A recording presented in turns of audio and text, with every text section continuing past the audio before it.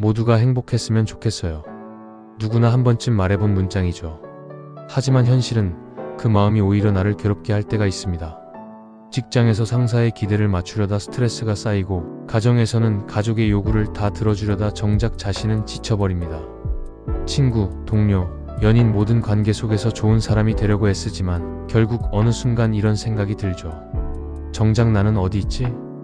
플라톤은 이 질문에 흥미로운 시선을 던집니다. 그는 인간이 진리를 추구하는 존재라고 믿었지만 동시에 이렇게 경고합니다. 진리는 모두를 기쁘게 하지 않는다. 즉, 진리를 향한 인간의 길은 때로 타인에게 불편함을 줍니다. 모두를 만족시키려는 마음은 겉보기에 선해 보이지만 그 속에는 미묘한 오만이 숨어 있습니다. 내가 다 맞춰줄 수 있다. 모두가 나를 좋아해야 한다. 이건 착한 마음 같지만 사실은 모든 걸 통제하려는 욕망일 수 있죠. 플라톤은 우리에게 묻습니다. 모두를 만족시키려는 마음은 진짜 선한 걸까? 아니면 자기 확신의 함정일까? 오늘은 바로 이 질문에 대해 이야기해보려 합니다. 타인을 이해하고 배려하려는 선한 의도가 왜 때로는 우리를 오만하게 만드는지, 그리고 플라톤이 말한 진짜 선함이란 무엇인지 함께 탐구해보겠습니다. 플라톤은 인간이 진선미를 추구하는 존재라고 보았습니다. 즉, 참된 것진 좋은 것선, 아름다운 것미를 향해 나아가는 것이 인간의 본성이라는 거죠. 하지만 그는 동시에 진짜 선은 모두를 만족시킬 수 없다고 말했습니다. 왜냐하면 사람마다 선의 기준이 다르기 때문입니다. 누군가에게 옳은 일이 다른 누군가에겐 불편할 수 있습니다. 플라톤의 대표적 비유인 동굴의 우화를 떠올려 볼까요? 어둠 속에서 벽에 비친 그림자만 보고 살아가던 사람들이 있었습니다. 그중 한 사람이 용기를 내어 밖으로 나가 태양빛 아래 진짜 세상을 봅니다. 그는 깨닫죠. 우리가 보던 건 진짜가 아니었구나. 하지만 그가 다시 동굴로 돌아가 진실을 전하자 사람들은 분노합니다. 거짓말하지 마. 우리가 보는 게 진짜야. 이 우화는 중요한 메시지를 담고 있습니다. 진리를 깨달은 사람은 모두를 만족시킬 수 없다는 사실입니다. 왜냐하면 진실은 언제나 불편하기 때문이죠. 플라톤은 이렇게 말합니다. 대중의 환심을 사는 사람은 철학자가 될 수 없다. 즉, 모두를 기쁘게 하는 건 진실을 포기하는 것과 같다고 봤습니다. 심리학에서도 비슷한 개념이 있습니다. people pleasing. 모두를 만족시키려는 강박적 성향입니다. 이들은 갈등을 피하려 하고 항상 괜찮아요 라고 말하지만 내면은 불안과 분노로 가득 차 있습니다. 모두를 만족시키려는 마음은 겉보기엔 배려지만 실은 자신의 불안을 타인에게 투서한 결과일 때가 많습니다. 즉, 거절당하면 나는 무가치한 사람일 거야 라는 두려움이 착한 얼굴 뒤에 숨어 있는 거죠. 플라톤은 이런 상태를 영혼이 조화를 잃은 상태라고 표현했습니다. 그의 철학에서 선한 삶이란 이성, 기계, 욕망이 균형을 이루는 삶입니다. 하지만 모든 사람의 마음을 만족시키려는 순간 그 조화는 깨지고 우리는 외부의 목소리에 휘둘리는 존재가 됩니다. 그렇다면 왜 우리는 그렇게까지 모두를 만족시키고 싶어 하는 걸까요? 이제 우리의 현실 속에서 그 이유를 들여다봅시다. 회사에서, 가정에서, 인간관계에서 우리는 종종 좋은 사람으로 보이기 위해 스스로를 희생합니다. 직장에서는 상사의 지시에 늘 내라고 답하지만 속으로는 이건 아닌데라는 생각이 듭니다. 가족에게는 늘 괜찮아, 내가 할게라고 말하면서도 밤이 되면 묘한 허무함이 밀려옵니다. 심지어 연인 관계에서도 내가 행복하면 됐어라고 말하면서 정작 자신은 불행해집니다. 왜 우리는 이렇게까지 모두를 만족시키려는 함정에 빠질까요? 그 이유는 두 가지입니다. 첫째, 인정욕구. 둘째, 통제 욕망. 먼저 인정욕구. 우리는 사랑받고 싶은 존재입니다. 그래서 모두에게 착하게 보이면 나를 좋아해 줄 거야 라는 무의식적인 믿음을 가지고 살아갑니다. 하지만 아이러니하게도 그렇게 할수록 진짜 나를 좋아해 주는 사람은 사라집니다. 왜냐하면 그들은 진짜 나가 아니라 가면 쓴 나를 사랑하니까요. 두 번째는 통제 욕망입니다. 이건 조금 충격적이지만 플라톤은 이렇게 말합니다. 모두를 기쁘게 하려는 사람은 사실 모두를 지배하고 싶어 한다. 즉, 모두를 만족시키려는 마음 속에는 세상 전체를 내 기준 안에 넣고 싶은 오만이 숨어 있습니다. 내가 노력하면 모두가 행복할 거야. 이 말은 착해 보이지만 동시에 이런 뜻을 담고 있죠. 내가 통제하면 세상은 바뀔 거야. 그러나 세상은 내가 바꾸는 게 아니라 각자가 살아가는 것입니다. 플라톤은 그래서 진짜 지혜로운 사람을 이렇게 정의했습니다. 자기 한계를 아는 사람. 즉, 내가 할 수 있는 선과 할 수 없는 선을 명확히 구분하는 사람입니다. 우리는 종종 착함과 오만을 혼동합니다. 모두를 위해 희생하는 게 착하다고 생각하지만 그건 때로 모두를 구원할 수 있다는 오만한 착각이기도 하죠. 우리가 어떻게 이 오만한 착함의 함정에서 벗어날 수 있는지를 이야기해 보겠습니다. 첫 번째, 모두의 행복을 목표로 하지 말고 진실된 관계를 목표로 하라. 플라톤에게 진리는 보편적인 선이지만 그 선은 감정의 합의가 아닙니다. 진짜 선은 모두를 만족시키는 것이 아니라 모두에게 진실한 관계를 맺는 데서 나옵니다. 진실은 때로 불편하지만 그것만이 영혼을 성장시킵니다. 따라서 이 말을 하면 상대가 기분 나쁠까? 보다 이 말을 하지 않으면 나 자신이 거짓말을 하게 될까? 를 먼저 생각해야 합니다. 이게 플라톤식 이성의 착함입니다. 두 번째, 나의 영향력의 한계를 그려라. 모두를 도울 수는 없습니다. 모두를 행복하게 만들 수도 없습니다. 이건 냉정한 현실이지만 동시에 자유의 시작입니다.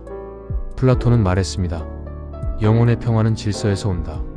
즉, 내가 감당할 수 있는 관계의 영역을 명확히 구분할 때 비로소 나의 마음은 조화를 되찾습니다. 세 번째, 내가 아닌 타인의 선택을 존중하라. 모두를 만족시키려는 욕망은 타인의 자유를 빼앗습니다. 내가 상대를 위해 대신 결정해주는 건 배려처럼 보이지만 사실은 상대의 주체성을 무시하는 행위일 수 있습니다. 플라톤은 이를 위선적인 선의 폭력이라 부릅니다. 진짜 선은 상대가 스스로 깨닫고 선택할 수 있게 공간을 주는 것입니다. 네 번째, 불편함을 두려워하지 말라. 모두를 만족시키려는 사람은 갈등을 피하려 합니다. 하지만 플라톤은 갈등을 진실이 드러나는 통로라고 봤습니다. 대화란 영혼과 영혼이 부딪히는 일이다. 즉, 불편한 대화 속에서야 비로소 진짜 이해가 자라납니다. 모두에게 좋은 사람이 되려는 대신 진짜 관계를 맺는 사람이 되세요. 그게 플라톤이 말한 조화로운 영혼의 모습입니다. 플라톤은 인간의 영혼을 조율해야 하는 악기에 비유했습니다. 이성이 음정을 잡고 감정이 리듬을 만들며 욕망이 울림을 더할 때 비로소 아름다운 음악이 완성된다고 했죠. 하지만 우리가 모두를 만족시키려 했을 때 그 음악은 망가집니다. 다른 사람의 리듬에 맞추느라 정작 내 음을 잃어버리게 되죠. 모두를 만족시키려는 마음은 착한 의도에서 시작되지만 그 끝에는 자기 부정과 오만이 기다리고 있습니다. 모두를 기쁘게 할 수 있다는 생각은 결국 나는 누구보다 옳다는 착각으로 이어집니다. 플라톤은 말했습니다. 지혜로운 자는 자신이 모른다는 것을 안다. 진짜 겸손은 모두를 이해할 수 없다는 사실을 인정하는 것에서 시작됩니다. 그럴 때 우리는 타인에게 강요하지 않고 스스로의 중심을 지키며 살 수 있습니다. 플라톤은 한 가지 해답을 제시합니다. 철이는 대중의 인기에 관심이 없다. 그 이유는 간단합니다. 철학자는 진리를 추구하는 사람이지 박수를 받으려는 사람이 아니기 때문이죠. 그는 대중의 평가가 아닌 이성의 기준에 따라 선을 정의합니다. 그래서 그는 고독하지만 동시에 자유롭습니다. 현대 심리학에서도 이와 비슷한 개념이 등장합니다. 바로 자기 결정성이죠. 우리가 진짜 행복할 때는 타인의 인정보다 내가 옳다고 믿는 방향을 선택할 때입니다. 모두에게 착해 보이려는 사람은 타인의 기대 속에서 살지만 진짜 주체적인 사람은 자신의 가치 속에서 삽니다. 이건 플라톤이 말한 이데아의 세계로 향하는 영혼의 여정과도 같습니다. 플라톤이 생각한 선은 단순한 친절이나 도덕적 행위가 아니었습니다. 그것은 존재의 본질적인 올바름, 즉 자기 자신에게 떳떳한 상태를 의미했습니다. 그러므로 모두를 만족시키려는 행위는 선이 아니라 내면의 불안을 덮기 위한 도덕적 위장일 뿐이죠. 우리가 진짜 선을 실천하려면 먼저 모두를 만족시킬 수 없다는 사실을 인정해야 합니다. 그건 냉정함이 아니라 지혜입니다. 모두를 기쁘게 하려는 순간 우리는 진리를 잃습니다. 하지만 진리를 따르는 순간 비로소 진짜 인간이 됩니다. 현대 사회에서는 이 플라톤의 교훈이 더 절실하게 다가옵니다. SNS 시대에 우리는 끊임없이 좋아요를 확인합니다. 남의 평가가 나의 존재, 가치를 결정하는 구조 속에서 살고 있죠. 플라톤의 시대엔 민중의 함성이 철학자를 시험했다면 오늘날엔 알고리즘의 시선이 우리를 시험합니다. 그래서 우리는 더 쉽게 착각합니다. 많이 좋아요를 받는 것이 선한 것, 모두에게 호감을 얻는 것이 성공한 인생. 하지만 플라톤이 살아있었다면 이렇게 말했을 겁니다. 좋아요의 수는 진리를 증명하지 않는다. 진리는 언제나 외롭고 선은 때로 오해받습니다. 모두가 인정하는 것이 옳은 것이 아니라 이성이 인정하는 것이 진짜 옳은 것입니다. 그렇다면 우리는 어떻게 이 오만한 착함에서 벗어나 진짜 겸손한 선함으로 나아갈 수 있을까요? 스스로에게 질문하는 시간을 가져야 합니다. 이건 정말 내 의지인가? 아니면 누군가의 기대인가? 이 질문 하나가 당신의 영혼을 정화시킵니다. 모두의 시선을 맞추려는 마음을 멈추고 당신 내면의 목소리를 들을 때 그 순간부터 진짜 선함이 시작됩니다. 거절은 악이 아니라 성숙의 언어입니다. 거절할 줄 모르는 사람은 결국 자신을 착취하는 사회에 스스로를 내맡깁니다. 플라톤은 절제를 가장 중요한 덕목 중 하나로 보았습니다. 절제는 단순히 욕망을 억누르는 게 아니라 내가 감당할 수 있는 만큼만 사랑하는 것입니다. 그러니 용기 내어 말하세요. 이건 내 영역이 아니야. 그건 차가움이 아니라 자기 존중입니다. 갈등을 두려워하지 말아야 합니다. 플라톤의 철학에서 진리는 늘 변증법적 대화 속에서 탄생했습니다. 즉, 의견 충돌이 없으면 성장도 없습니다. 모두가 나를 좋아하는 상황은 겉보기엔 평화로워도 실제로는 정체된 상태일 수 있습니다. 때로는 누군가의 불만, 반대, 비판이 당신의 사고를 더 깊게 만들어줍니다. 마지막으로 자기 한계를 받아들이는 겸손을 잊지 마세요. 플라톤은 말했습니다. 진정한 지혜는 내가 모른다는 걸 아는 것이다.